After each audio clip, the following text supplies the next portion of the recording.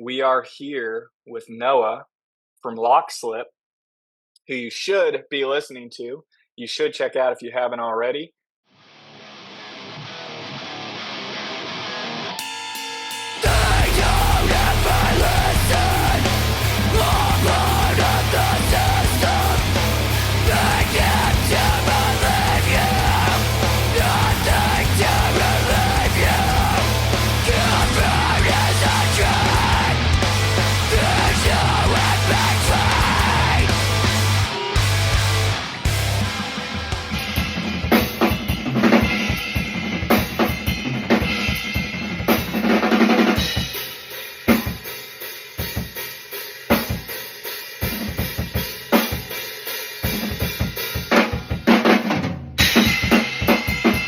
When did playing music start to be like really important for you? When did that start to form? Yeah, so I started playing drums around the age of 4, mostly because my dad saw that I was taking spoons and like hitting my Matchbox cards with them, and thought it would be very funny if I turned that into an instrument.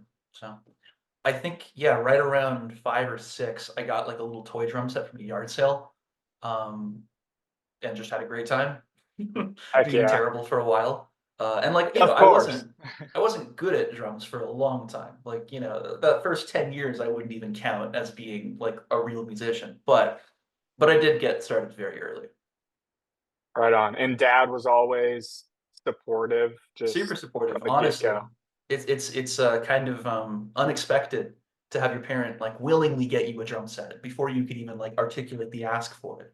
What really like got me stoked about music and really excited about like getting better at it was Guitar Hero 2. Like Yes. that game in That particular had a massive effect on me. Like the type of music that I listen to now, like the kind of things I look for in music, just and also a lifelong love of rhythm games. I still play Clone Hero to this day. you have the skill to like read it and go, which is super helpful, I'm sure. It's a really good way of sight reading, honestly. I find it a Mm. lot easier than reading like traditional sheet music, which I do not feel is very well optimized for drum set. So it sounds like drums was your first instrument. Do you Yep. play any other instruments? Yeah, I play guitar, I play bass, I play keys. Not nearly as good, of course, but it's all like it's still I've tried to be interested and good at a lot of different instruments just because it helps me write better. Like even on the drums, just to have a sense of what's possible outside of your instrument. Did you ever reach out to a teacher in your area? Did you ever take lessons for drums or any other instrument? Or you just like put your head down and go, kind of self-taught? I had teachers the entire time. I never figured this stuff out on my own until almost Wow. pretty recently. Like so when I was 4, again, I don't think I really did much until I was like 5 or 6. But at that point, I got put in touch with a jazz drummer named Don Worth Jr. I used to live out in Portland, Oregon. He was like Hmm. a big jazz guy out back in the day, or his dad was, and he was the son of his dad, of course. That's how it works. Um, but basically did a lot of very fundamental kind of stuff with that, like a lot of snare drum solos, a lot of like Hmm. reading competition pieces. But snare drum exclusive because in his mind I wasn't good enough to play on a kit um, because I had terrible technique, and he was right. But it totally ruined my enthusiasm for playing drums at all.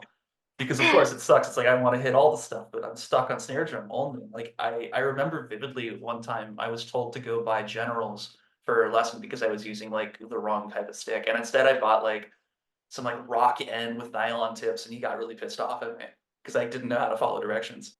So obviously that's frustrating, like especially when you're younger, because like you said, you're like, I only get one sound, you know? Yeah. Like obviously you're learning rhythm and technique, but do you think having that almost forced patience like eventually paid off for you? So once you did expand to a kit, you're like, oh dang, like now I have this foundation. Do you feel like it was Yeah. worth that time? Yeah. Absolutely, and, like, I Mm. didn't appreciate it at the time, but, like, as I've gotten older and as I've, like, gotten to more complicated stuff, like, having good hand technique that doesn't hurt, having, like, a good foundation of, like, the 26 rudiments and all the different kinds of things you can do with your hands or with your feet, honestly.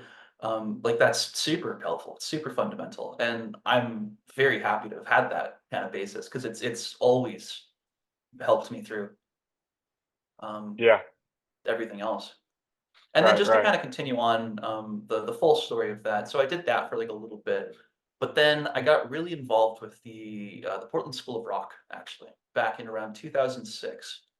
Uh, and I did that for, like, 8 years, and that was very much my window into learning about playing, like, rock music, learning about playing in, like, a band setting, playing shows, playing live, getting Mm. experienced in all of that stuff, and, like, yeah, I have nothing but good things to say about that experience. It's been massively helpful. It's introduced me to some of, like, the best musicians I've ever met in my life, and I Mhm. got to, play, really cool, really hard music with all sorts of people.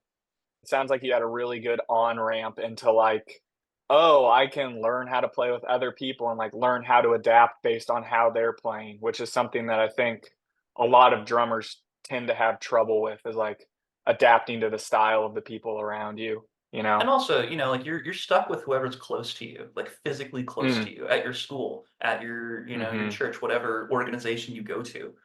Yeah. I was lucky enough to, and again, like, I consider myself incredibly privileged to have that kind of an upbringing, but I was lucky to get to play with people from all over, like, the city, like, all over the place.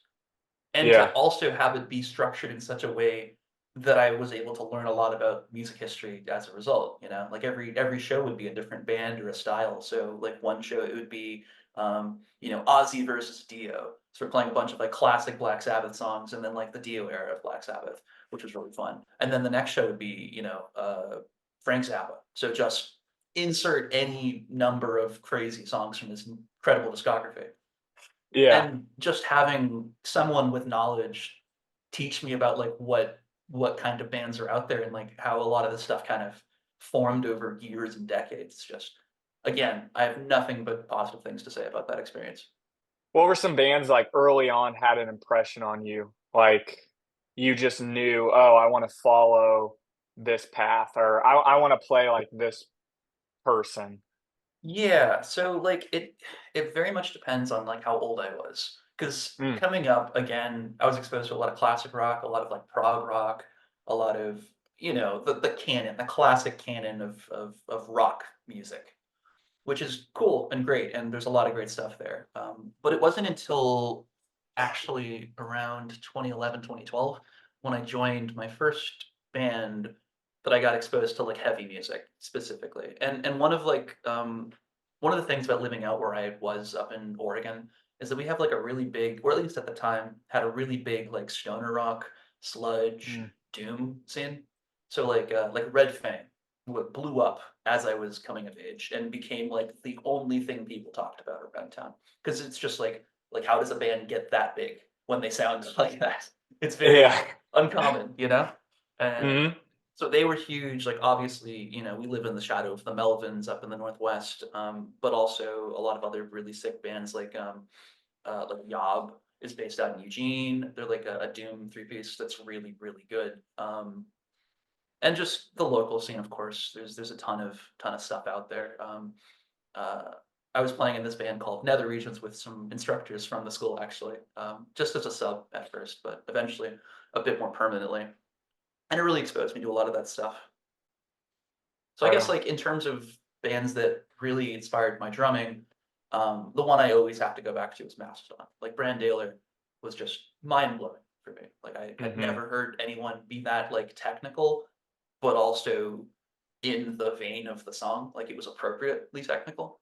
And, like, Primus is Um, very much one of those bands too. I yeah. can never remember what the dude's name is, but he's a monster drummer, especially on, like, Frizzle Fry, Stealing the Seas of Cheese, like, that whole era of Primus is so, so tasty. Tim Alexander. Oh, Tim Alexander, okay. Yeah, great, great drummer. He was also one of the first people that introduced me to, like, the concept of double bass, which I think is very funny because he's not, like, a traditional double bass player, and none of his parts are particularly hard, but it was really, like, I remember being like, "Oh, you know the 3 kicks in John the Fisherman? Like, "Du-du-du-ga-dum." I was convinced that was with a double bass pedal because I just didn't understand how it was possible to use one foot. Right, right. But then he actually did a lot of that stuff on sales Seas of Cheese, like Sergeant Baker, like all sorts of stuff like that. So Yeah. Our interest in playing maybe ebbs and flows a bit, but it seems like or sounds like you've been pretty consistent in, kind of like keeping the faith and going like, "Well, I'm just gonna keep doing this," like regardless of where it gets me or money I make off of it. Like, what what kinda drives you to continue going, "I'm gonna get better at drums. I'm gonna get better at these instruments. I'm gonna play with XYZ." Like, what's your main driving force? I mean, to be honest, the fear of regressing. Like I had a Yeah. moment when I left for university where I didn't have friends. I didn't own a drum kit. Like I was in a foreign Mm. country. I moved to Montreal for school about almost 10 years ago now, which is crazy to say. I don't like being this old. Um, but it was very, difficult. Like I didn't have a network of musicians to just play with. I had to like start from scratch. I didn't know anything. And I didn't play drums for almost 2 years. And so when I did get behind a kit again, I was terrible. Or at least I felt super uncomfortable and sloppy. Mhm. And that was just like such a traumatic experience, I guess, that it motivated me to like be like, no, I have to keep doing this. I can't stop. I can't let myself become like, oh, that's what I used to do. Yeah, so I think that's a great motivator because you will continue to progress and, like, hearing some of that we'll get to it, but hearing some of your parts on that Lockslip, EP, it's just gnarly, gnarly. Oh, thank So, you. yeah, really, really good. As of late, who are some of the drummers that you hear and are really influencing how you play Yeah. lately? Who's standing out? And I've said this to anybody who ever asks me. Right now, the person I watch the most, hands down, got to be Elliot Hoffman of Carbone. Like, dude's a monster. Dude like plays Mm, with time in a way that nobody else does, but is also somehow like not obnoxious about it. And I know that's a subjective quality that I'm saying because I'm sure other people disagree with me, but I really mhm, think that he's able to do that kind of like super like out of time, like not quite on the beat, but like still killing jazz feel in hard metal type stuff. Like I don't think anybody else does it in the same way that he does, and I just a massive fan of that. He's a huge inspiration for me. For a while, I was really into like a lot of the chops and stuff that JD Beck was pulling out made me build mhm. my own little like hi-hat stack, which Yeah, yeah, out of splashes, which I kind of love as a sound. I used it a lot in my old band. Not as much for this project, it's not as appropriate. But I love that kind of stuff, the super linear, techy, like fast chops kind of drumming. Um, I was getting really nostalgic about you remember that band The Locust? Um, yeah, yeah, mhm, the drummer Gabe, he died like not too long ago, which sucks because some of its parts on those old like Locust records are unbelievably cool, like really creative, really interesting. And then I mm. guess just one more, just to round it out. Yeah, John Carell.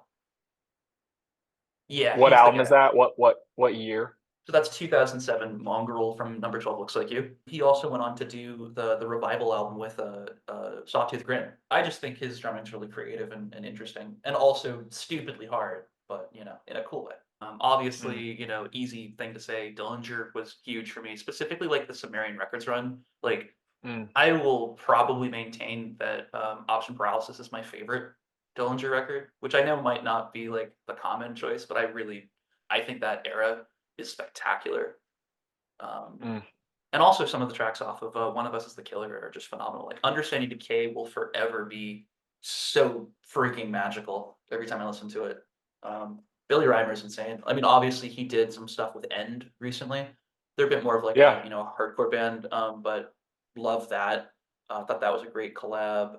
I really liked that Soul Keeper record from last year. mm, Um, super, super cool. I guess the thing is, I find a lot of like progressive or math metal, math core, whatever.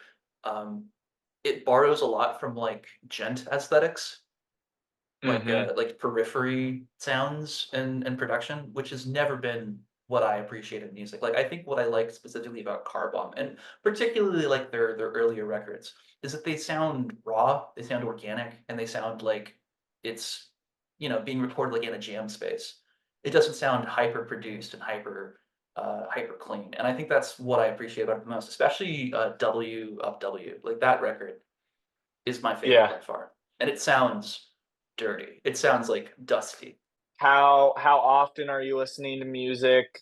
Do you I know you probably listen to genres obviously outside of what you make, duh, but, like, every day, are you listening to hours of music?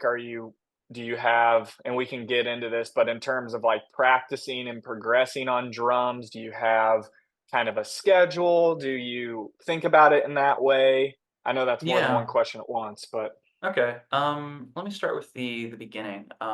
yeah. I don't listen to music every day. I do Mm, try to sometimes, but it's not like an active, deliberate activity until it becomes one, if that makes sense. Like it's very much yeah. like a I try to keep up with stuff that comes out. I'm very excited about music and new releases. And I try, to make time for it, but I definitely don't listen as much as I should. Yeah, I definitely wish I listened to more or like made time to listen to more stuff more often. Um, but like every month there is at least like 3 or 4 records that I'm stoked about. So like it's enough that I'm able to at the very least feel like I'm still engaging with everybody else. I've never been very strict or good about following a schedule of practice. It's never been something that's like worked for me. I'm not like a very scheduled kind of person. Like I don't wake up consistently if I don't have to. And so when it comes to like something like drums, it's always been what am I trying to do right now? Like what is the project that I'm in? Mm, Like am I writing? Am I trying to record something? Am I trying to like learn something for a show? That's usually what I'm working on.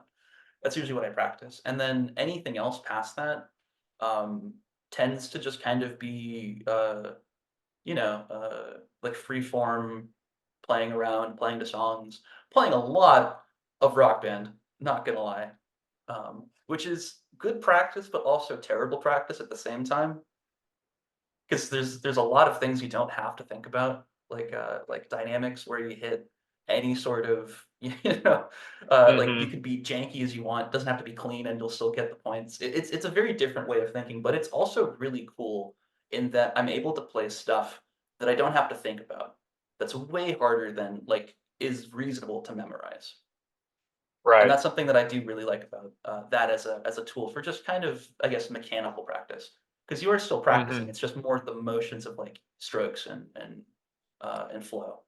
You mhm. know, I thought very carefully and, like, almost did pursue music more academically.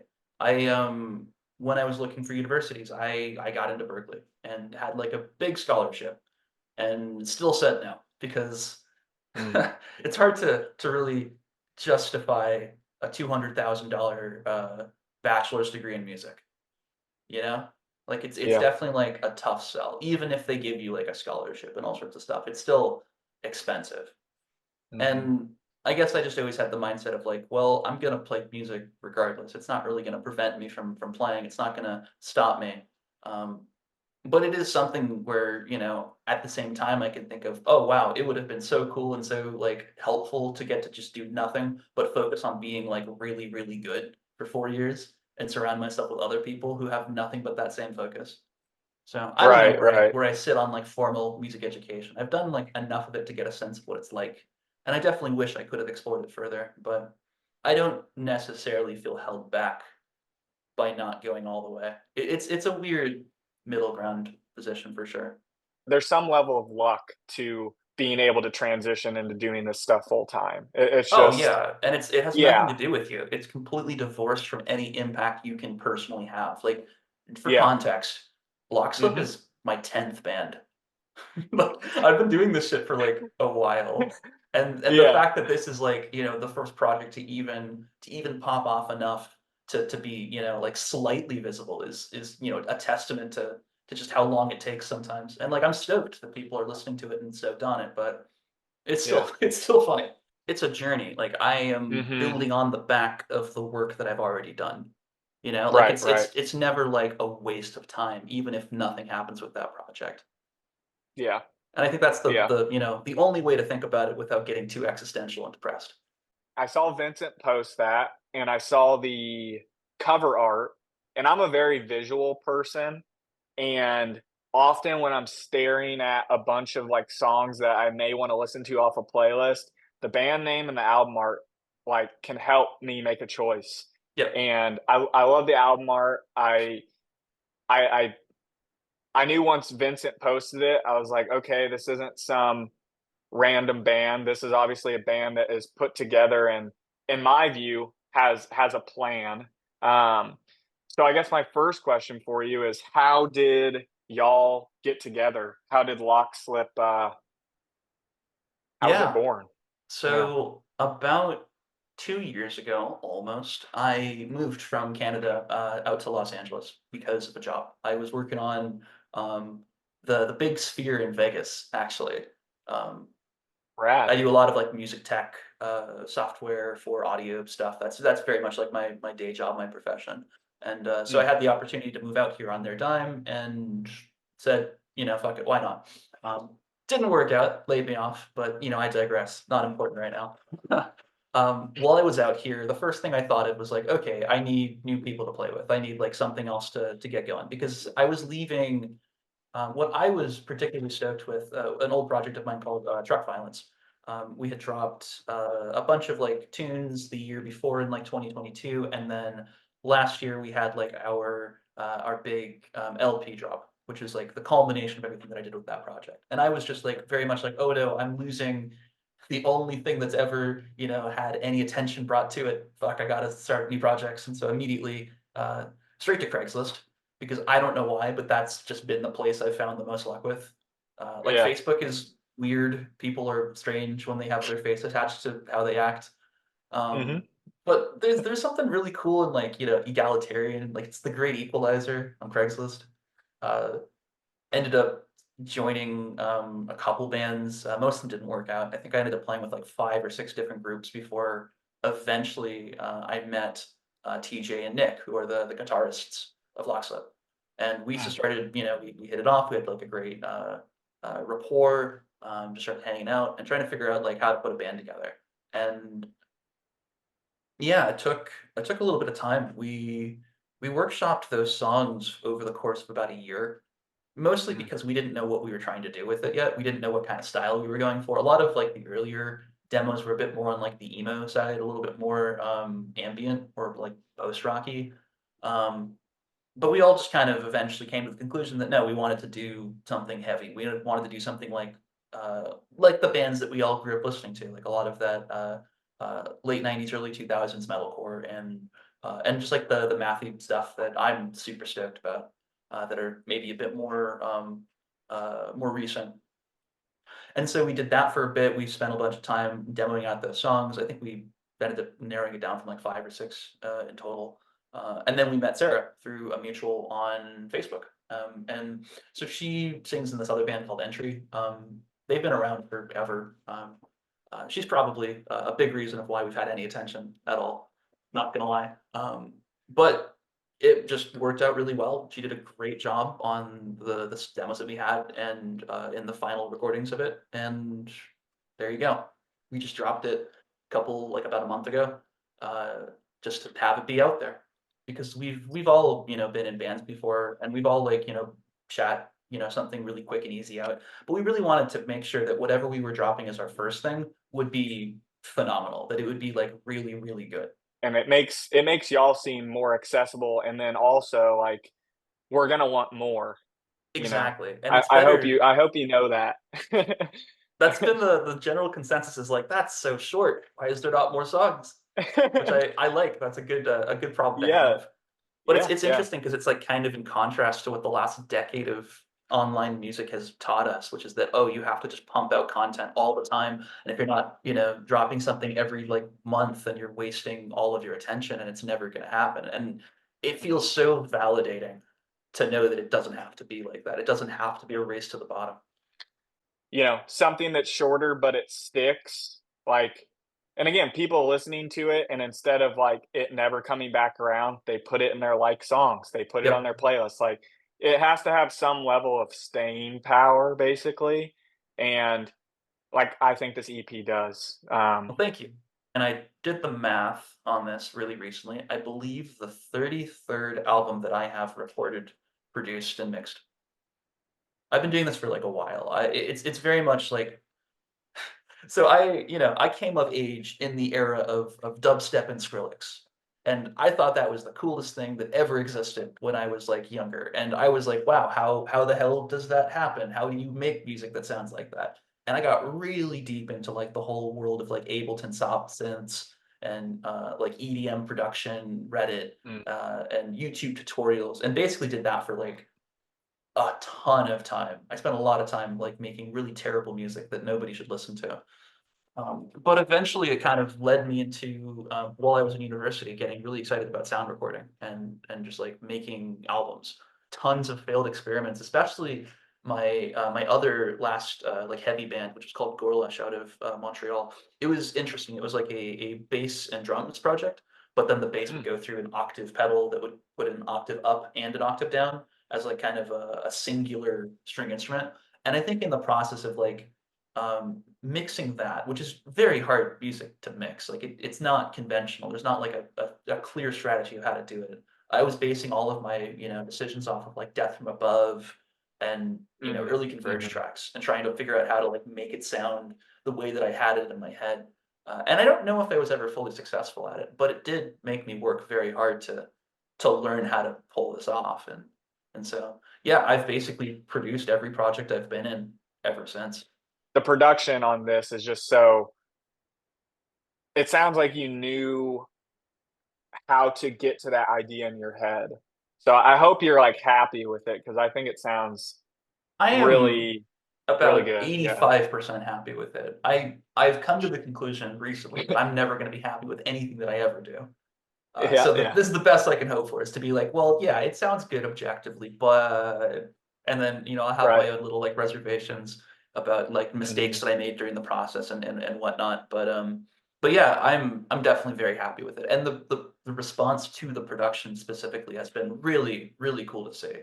I've never had like such nice things said about like my production work in the past, and that's really really cool.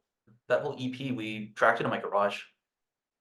Like, just at home, like, we didn't go to a studio, it's all just microphones that I own. I put up, like, the panels Wow. myself, like, it was very DIY, and I intend to keep doing that. Yeah. We live in the era where, studios are optional, and they Mhm. have been for a decade. Like, I think that's what I find the most interesting and the most cool about, like, music tech and audio technology is that, you can get 8 preamps for $200 on the used market, and then use Reaper and not spend any other money. Like, it's Yeah. outrageous how cheap you can record yourself, and I think something that a lot of bands have come to the conclusion of recently is that you really don't have the option to not record yourself and to not, like, have it be done in-house if you want to have as much control over it as you're hoping Mm. for, and I think that's a lot of what it comes from, is, like, I have a very, controlling personality on music projects, and this is what it's led me to, is to having, fine control over every single little aspect. I'm a monster when it comes to editing. I just cannot help myself, but, Mhm. cops things together in a way that sounds the way that I expect it to, so You sit down, you're playing through these songs with your friends. yep, You play the song, let's say 50 to 100 times, and during that, your part's changing, right? It's yep. fluctuating, and then there comes the day where you go, "Okay, I'm laying down the drums, and that's that. That's how it's gonna sound on record." How how do you know when the part's done? How do you know, "Okay," and I know that can vary from song to song, so that may be hard to answer, but how can you sit there and go, "Okay, that's it," because there's always little changes, and I noticed with your playing, what really, like, stands out to me and made me stoked is you are willing to use, like, every opportunity to throw another idea in there and not just stay, like, on one idea for 4 bars, like, Mm. there's an idea for 2 bars and then an idea for 3 and 4 of that bar that are a little different or what have you, so kinda speak to that if you could. Yeah, I mean, so a lot of the way that the recording ends up the way that it does is just a matter of comping. Like I will do Mm, 4, 5, 6 playthroughs of something and then just like mix and match the best bits. So like the mhm. like little Latin-y solo thing in Bend during after like the where the breakdown starts. That's just a bunch of different takes comped to what I thought sounded the coolest, and then I learned how to play that consistently. Yeah. And so in the process of writing, these kinds of parts, yeah, you're right. A lot of it changes like pretty drastically over time. Like the Dillinger part at the beginning of Bend also was something that like we made changes like 4 or 5 or 6 times. And I just kept being like, it's not fucked up enough. It needs to be like a little bit harder. It needs to be like a little bit more weird.